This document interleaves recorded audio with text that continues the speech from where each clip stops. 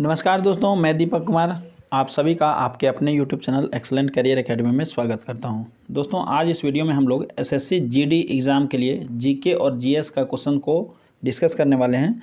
इस वीडियो में हम लोग टॉप 20 क्वेश्चंस को देखने वाले हैं और ये वैसे क्वेश्चन हैं जो आपके एग्ज़ाम में बार बार पूछे जाते हैं। तो दोस्तों, ये वीडियो आपके लिए काफ़ी ज़्यादा इंपॉर्टेंट हो जाता है क्योंकि इसमें जितने भी क्वेश्चंस यहाँ पर लिया गया है वे सभी प्रीवियस ईयर पेपर से लिया गया है। ये वीडियो हम लोग का सेट नंबर 3 होने वाला है। इसके पहले का वीडियो जो है वो हमारे चैनल पर उपलब्ध है, आप जा करके देख सकते हैं। ठीक है दोस्तों, चलिए आज का हम लोग का पहला क्वेश्चन क्या होने वाला है हम लोग देखते हैं। तो देखिए, आज का हमारा पहला नंबर क्वेश्चन कहता है, क्वेश्चन आपको स्क्रीन पर दिख रहा है, आप क्वेश्चन पढ़िए और उसका आंसर भी देने का प्रयास कीजिए। हमारा पहला नंबर क्वेश्चन क्या कहता है, निम्नलिखित में से किस रसायन का उपयोग क्लाउड सीडिंग के लिए किया जाता है। ठीक है, तो दोस्तों यहाँ पर इसका राइट आंसर होगा, क्या होगा यहाँ पर राइट आंसर दोस्तों, यहाँ पर हो जाएगा हमारा सिल्वर आयोडाइड। ठीक है, क्या होगा, सिल्वर आयोडाइड। ठीक है, तो आप इसे याद रखेंगे, सिल्वर आयोडाइड जो है इसका उपयोग जो है क्लाउड सीडिंग के लिए किया जाता है। दोस्तों, इसका इस्तेमाल जो है ये हम लोग क्लाउड सीडिंग मतलब होता है कि कृत्रिम वर्षा जो कराते हैं, ठीक है, उसमें सिल्वर आयोडाइड का यूज़ किया जाता है। ठीक है, तो आप इसे याद रखेंगे, सिल्वर आयोडाइड। ठीक है, क्लाउड सीडिंग के लिए उपयोग में लाया जाता है। चलिए, हमारा नेक्स्ट क्वेश्चन क्या है दोस्तों, देखिए हमारा अगला क्वेश्चन कहता है कि निम्नलिखित में से कौन सा शब्द कर्नाटक पठार के पहाड़ी भागों को दर्शाता है। तो इसका राइट आंसर है दोस्तों मालनाड। ठीक है, आप इसे याद रखेंगे, हमारा राइट आंसर क्या होगा, मालनाड। ठीक है, चलिए अब हम लोग का नेक्स्ट क्वेश्चन क्या होगा, देखिए हमारा अगला क्वेश्चन है, निम्नलिखित में से कौन सा राज्य यक्षगान के नृत्य नाटिका लोक रंगमंच से जुड़ा हुआ है। ठीक है, लोक रंगमंच से जुड़ा हुआ है।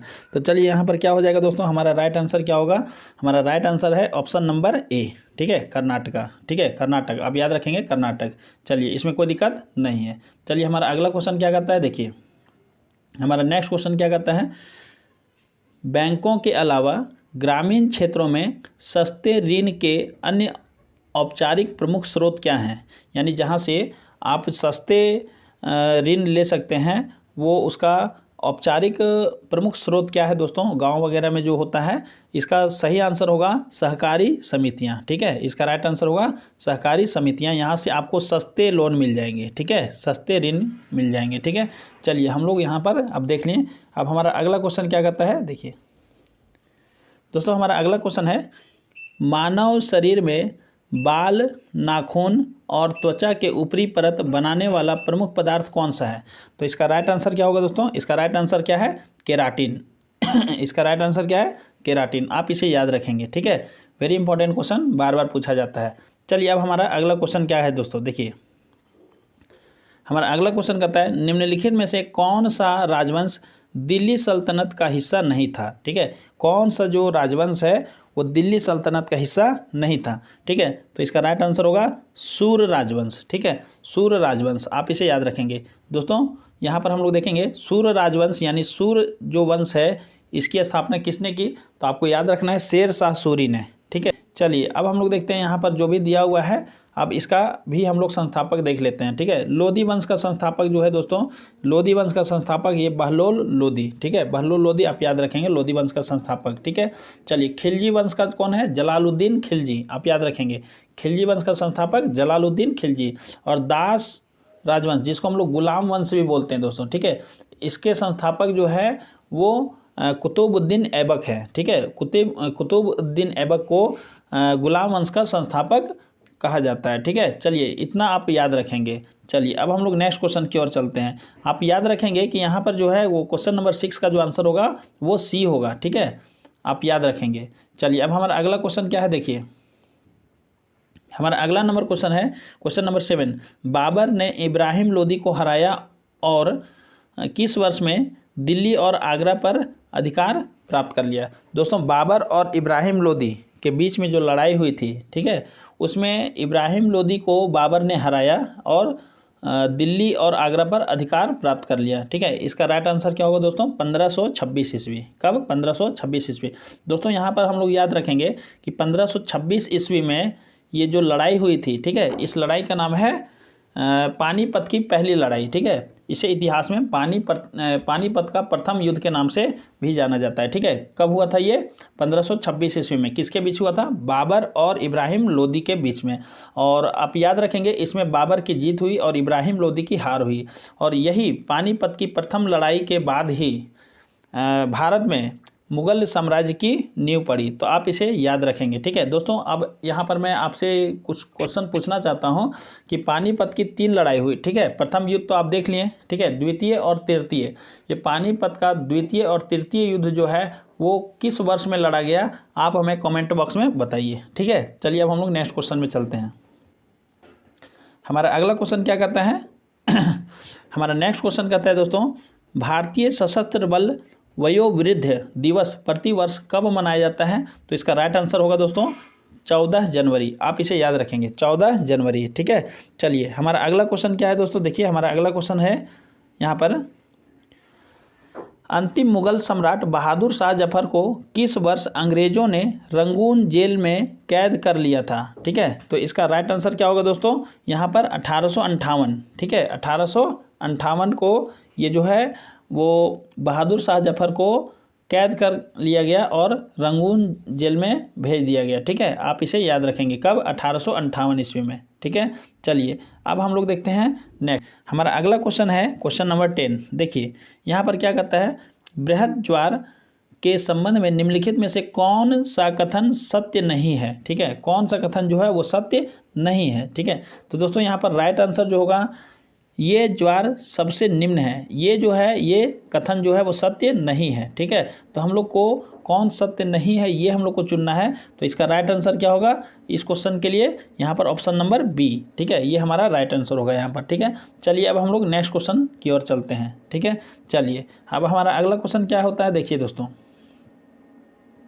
हमारा नेक्स्ट क्वेश्चन क्या है, मानव शरीर के निम्नलिखित में से किस भाग में रसवेदी संग्राहक होते हैं? ठीक है, रसवेदी संग्राहक, है ना। तो यानी कि हम लोग देखेंगे कि किससे जो है हम लोग स्वाद वगैरह पता कर पाते हैं, ठीक है, कौन से अंग से, वही हमारा आंसर होगा। तो इसका राइट आंसर क्या होगा दोस्तों? जीभ, ठीक है। रसवेदी संग्राहक जो होते हैं वो जीभ में पाया जाता है, तो आप इसे याद रखेंगे दोस्तों, ठीक है। चलिए अब हमारा अगला क्वेश्चन क्या है देखते हैं। तो हमारा क्वेश्चन नंबर 12 क्या कहता है दोस्तों, निम्न में से कौन सा रोग हीमोग्लोबिन की कमी से होता है? तो इसका राइट आंसर क्या होगा दोस्तों? इसका राइट आंसर है यहाँ पर रक्ताल्पता, है ना। ऑप्शन नंबर बी जो है वो करेक्ट आंसर होगा, ठीक है। चलिए अब हम लोग इसका कुछ एक्स्ट्रा इन्फॉर्मेशन देखते हैं। तो दोस्तों यहाँ पर मलेरिया जो है वो प्लाज्मोडियम नामक प्रोटोजोआ से फैलता है, ठीक है। आप इसको याद रखेंगे, प्लाज्मोडियम नामक प्रोटोजोआ जो है वो मलेरिया का कारक है। चलिए अब हम लोग देखते हैं यहाँ पर थोड़ा सा और इसमें इन्फॉर्मेशन रखेंगे कि मलेरिया जो है इसको जो इसका जो परजीवी होता है इसको ढोने वाला यानी इसका वाहक जो होता है वो कौन होता है? मादा एनोफ्लीज मच्छर, ठीक है। यदि मादा एनोफ्लीज मच्छर किसी को काट लेता है तो उसको मलेरिया होने का चांस काफ़ी ज़्यादा हो जाता है, ठीक है। तो आप इसे याद रखेंगे, ठीक है। चलिए अब हम लोग देखते हैं ये रेबीज जो है ये एक वायरस से होने वाला बीमारी है। जैसे अगर कोई पागल कुत्ता हो या कोई भी पागल जानवर इस टाइप का हो और अगर किसी को काट लेता है तो उसे रेबीज बीमारी होने का खतरा बना रहता है, ठीक है। तो आप इसे याद रखेंगे। हैजा जो होता है दोस्तों, हैजा, ठीक है, ये जो है गंदे पानी पीने के कारण होता है, ठीक है। जैसे अगर कोई प्रदूषित या दूषित अगर पानी पीता है तो उसे हैजा होने का चांस ज़्यादा बढ़ जाएगा, ठीक है। तो आप इसमें इतना सारा याद रखेंगे दोस्तों। आपके लिए एक क्वेश्चन है, इसमें क्या है क्वेश्चन देखिए, कहता है यहाँ पर मेरे तरफ से ये जो क्वेश्चन है उसका आंसर जो है आपको कमेंट बॉक्स में देना है, ठीक है। हीमोफीलिया जो है ना, हीमोफीलिया एक बीमारी है और ये विटामिन की कमी से होता है, ठीक है। तो कौन सी विटामिन की कमी से हीमोफीलिया हो जाता है, यानी शरीर में किस विटामिन की कमी होने से हीमोफीलिया नाम का ये बीमारी होता है? आपको ये बताना है कमेंट बॉक्स में, आप जल्दी से बताइए इसको, ठीक है। चलिए अब हम लोग नेक्स्ट क्वेश्चन में चलते हैं। हमारा अगला क्वेश्चन क्या है दोस्तों, देखिए हमारा नेक्स्ट क्वेश्चन है, कहता है विक्रमशिला गंगा डॉल्फिन वन्य जीव अभ्यारण्य निम्नलिखित में से किस राज्य में स्थित है? तो इसका राइट आंसर क्या होगा दोस्तों? बिहार, ठीक है। आप इसे याद रखेंगे, बिहार। दोस्तों बिहार जो है ये हमारा करेक्ट आंसर है। यहाँ पर आप देखेंगे कि बिहार की राजधानी, ठीक है, बिहार की राजधानी पटना, ठीक है। छत्तीसगढ़ की राजधानी क्या है दोस्तों, इसकी राजधानी नया रायपुर, ठीक है। उत्तर प्रदेश का बताइए दोस्तों, उत्तर प्रदेश का राजधानी आप बताइए।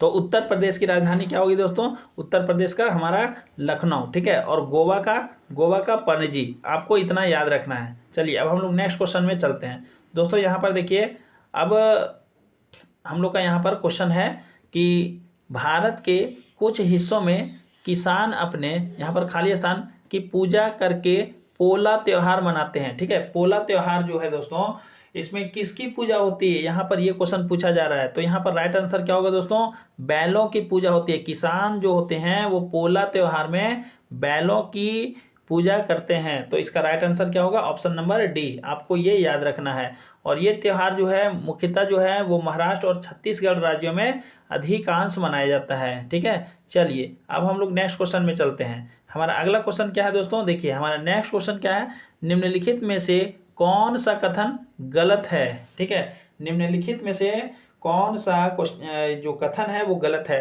तो यहाँ पर देखिए दोस्तों, ऑप्शन नंबर ए जो है, ठीक है, ऑप्शन नंबर ए, पेट से भोजन छोटी आंत में जाता है, ये बिल्कुल सही है, ठीक है। ये कथन जो है वो सही कथन है।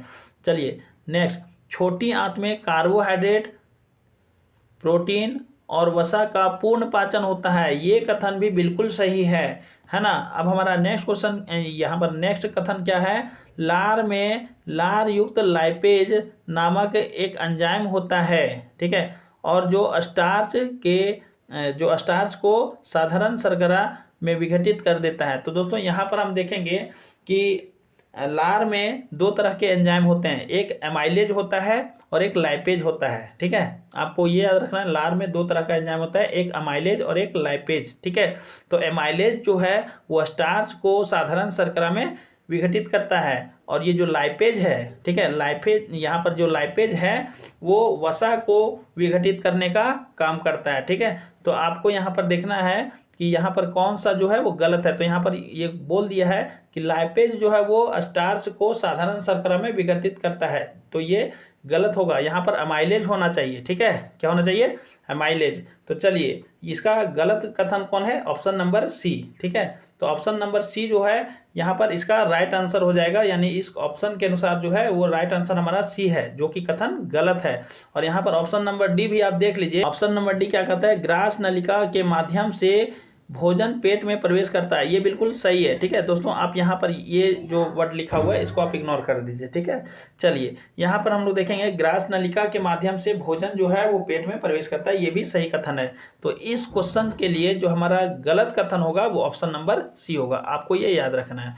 चलिए अब हम लोग का नेक्स्ट क्वेश्चन क्या है दोस्तों, हमारा अगला क्वेश्चन देखिए, यहाँ पर लिखा हुआ है हिंदू उत्तराधिकार अधिनियम, है ना। हिंदू उत्तराधिकार अधिनियम ने भारत में वंशानुक्रम के शासन को कब त्याग दिया। तो इसका राइट आंसर होगा दोस्तों 1956, ठीक है। इसका राइट आंसर क्या होगा, 1956, आपको ये याद रखना है, 1956। चलिए हम लोग का नेक्स्ट क्वेश्चन क्या है, देखिए हमारा अगला क्वेश्चन यहाँ पर देखिए आपको स्क्रीन पर दिख रहा है, ठीक है। हमारा नेक्स्ट क्वेश्चन क्या है दोस्तों, कहता है संविधान की प्रस्तावना में निम्नलिखित में से कौन सा शब्द भारत को पूर्ण राजनीतिक स्वतंत्रता और सर्वोच्च अधिकार वाले देश के रूप में वर्णित करता है। तो इसका राइट आंसर क्या होगा दोस्तों, इसका राइट आंसर होगा संप्रभु, ठीक है। ये हमारा ऑप्शन नंबर ए जो है वो करेक्ट आंसर होगा, ठीक है, आपको ये याद रखना है, ठीक है। हमारा राइट आंसर क्या होगा, ऑप्शन नंबर ए। चलिए अब हम लोग नेक्स्ट क्वेश्चन में चलते हैं। हमारा अगला क्वेश्चन क्या है दोस्तों, देखिए क्वेश्चन नंबर 18 क्या कहता है, कुतुब मीनार की 5वीं मंजिल का निर्माण किसके शासनकाल में हुआ। तो दोस्तों इसका राइट आंसर क्या होगा, इसका राइट आंसर होगा फिरोज शाह तुगलक। इसका राइट आंसर क्या होगा, फिरोज शाह तुगलक, ठीक है। इसका राइट आंसर क्या होगा दोस्तों, फिरोज शाह तुगलक होगा, ठीक है। तो चलिए अब हम लोग यहाँ पर कुछ और एक्स्ट्रा इन्फॉर्मेशन लेंगे, ठीक है। सबसे पहले आप ये बताइए दोस्तों कि कुतुब मीनार जो है उसकी नींव किसने रखी थी, ठीक है। कुतुब मीनार की नींव जो है, यानी उसका जो बनाने का काम जो शुरुआत किया था वो कौन करवाया था, ठीक है, आपको ये बताना है। तो चलिए इसको मैं बता देता हूँ। इसका जो शुरुआत है यानी कुतुब मीनार की नींव जो रखी गई थी वो कुतुबुद्दीन ऐबक, कुतुबुद्दीन ऐबक के द्वारा रखी गई थी। और ये कुतुबुद्दीन ऐबक जो है वो गुलाम वंश के संस्थापक भी थे। ठीक है, चलिए अब हम लोग यहाँ पर देखते हैं कि कुतुबुद्दीन ऐबक तो ये जो काम को पूर्ण नहीं करवा पाए थे। ठीक है, तो इसके बाद जो है वो इल्तुतमिश है ना, इल्तुतमिश गुलाम वंश का ही एक शासक था। इल्तुतमिश जो है वो मात्र इसमें कुतुब मीनार में तीसरे मंजिला तक का निर्माण करवाए थे। ठीक है, और इसके बाद जो है ये 5वें मंजिल का जो निर्माण हुआ है, यहाँ पर जो क्वेश्चन भी है ये कौन करवाया, फिरोज शाह तुगलक। ठीक है, तो आप इसको याद रखेंगे। क्लियर है, तो चलिए अब हम लोग नेक्स्ट क्वेश्चन की ओर चलते हैं। ठीक है दोस्तों, यहाँ पर एक और क्वेश्चन मैं आपको बताना चाहता हूँ। ठीक है, रजिया सुल्तान, ठीक है, रजिया सुल्तान प्रथम महिला शासिका के रूप में भी जाना जाता है, आप इसे याद रखेंगे। ठीक है, चलिए हम लोग नेक्स्ट क्वेश्चन की ओर चलते हैं। अब देखिए हमारा क्वेश्चन नंबर 19 क्या कहता है, निम्नलिखित में से कौन सी थार रेगिस्तान की सबसे लंबी नदी है। ठीक है, तो इसका राइट आंसर क्या होगा, लूनी नदी। ठीक है, आपको याद रखना है लूनी नदी। तो दोस्तों ये लूनी नदी जो है वो थार रेगिस्तान, ठीक है, थार रेगिस्तान की सबसे लंबी नदी है। ये लूनी नदी जो है वो गुजरात के कच्छ के रण में है ना जाकर के और विलीन हो जाती है। ठीक है, तो आप इसे याद रखेंगे। यहाँ पर थोड़ा और हम लोग देखेंगे दोस्तों, ये जो थार है, थार रेगिस्तान, ठीक है, थार रेगिस्तान के बारे में अगर हम लोग बात करें यहाँ पर, तो ये हमारा जो भारत का सबसे बड़ा रेगिस्तान जो है वो थार रेगिस्तान है। ठीक है, भारत का सबसे बड़ा अगर रेगिस्तान पूछा जाए तो हम लोग क्या बोलेंगे, थार रेगिस्तान। ठीक है, चलिए हम लोग नेक्स्ट क्वेश्चन की ओर चलते हैं। ठीक है, चलिए हमारा नेक्स्ट क्वेश्चन देखिए दोस्तों, हमारा अगला क्वेश्चन क्या है, यहाँ पर आपको ये बताना है। देखिए, निम्नलिखित में से किसने स्वतंत्र अवध वंश की नींव रखी। स्वतंत्र अवध वंश की नींव जो है वो सआदत खान के द्वारा रखा गया। ठीक है, आपको ये याद रखना है, option number C, Saadat Khan. तो दोस्तों इस वीडियो में हम लोग टोटल 20 क्वेश्चन को जो है वो डिस्कस किए हैं और कुछ एक्स्ट्रा इन्फॉर्मेशन भी हम लोग कलेक्ट किए हैं। तो दोस्तों ये हम लोग का सारा इम्पोर्टेंट क्वेश्चन रहा है और इस क्वेश्चन को आप रिवाइज करें और इसे याद करें, है ना, ताकि एग्ज़ाम में अगर आए तो आप उसे अच्छे ढंग से बना सकें।